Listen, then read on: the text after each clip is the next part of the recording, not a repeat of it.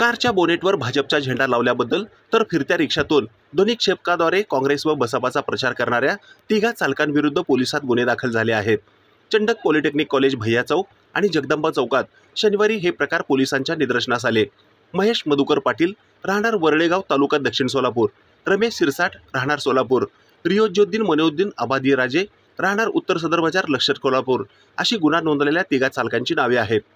पहिल्या फिर्यादीत जीवन प्राधिकरण विभागाचे शाखा अभियंता पुरुषोत्तम सुदाम हरिसंगम यांनी म्हटले आहे की यातील फिर्यादी शनिवारी सायंकाळी 6:10 वाजल्याच्या सुमारास सम्राट चौकाजवळील चंडक पॉलिटेक्निक कॉलेजच्या रोडवर थांबलेले असताना येथे महेश पाटील या चालकांनी MS01 AC 9784 याने त्याच्या 4 चाकी वाहनाच्या बोनेटवर भारतीय जनता पार्टीचा झेंडा लावून आदर्श आचारसंहितेचा भंग केल्याचे म्हटले आहे।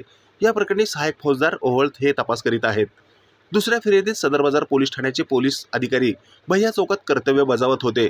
सायंकाळी 7 वाजण्याच्या सुमारास त्यांना फिरत्या रिक्षातून ध्वनिक्षेपकाद्वारे प्रचार न करता विशिष्ट ठिकाणी थांबून प्रचार करण्याची मुभा असताना रिक्षा चालू स्थितीत असताना नमूद रिक्षाचालक रमेश सिरसाट हा बसपाचे उमेदवार बबलू सिद्धराम गायकवाड यांचा रिक्षा चालू असताना माईकद्वारे प्रचार करताना आढळल्याचे फिर्यादीत म्हटले आहे।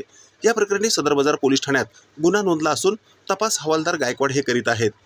तिसरी घटना शनिवारी रात्री 8 वाजल्याच्या सुमारास जगदंबा चौकात आढळून आली। येथे फिर्यादी पोलीस नाईक सागर सुधाकर सरतापे हे कर्तव्य बजावित असताना रियोजुद्दीन आबादी राजे हा रिक्षाचालक काँग्रेसचा उमेदवार प्रणिती शिंदे यांचा बोर्ड लावून रिक्षा चालू स्थितीत असताना रिक्षातील माईकवरून प्रचार करताना मिळून आल्याचे फिर्यादीत म्हटले आहे। या प्रकरणी तपास पोलीस हवालदार कंचे हे करीत आहेत।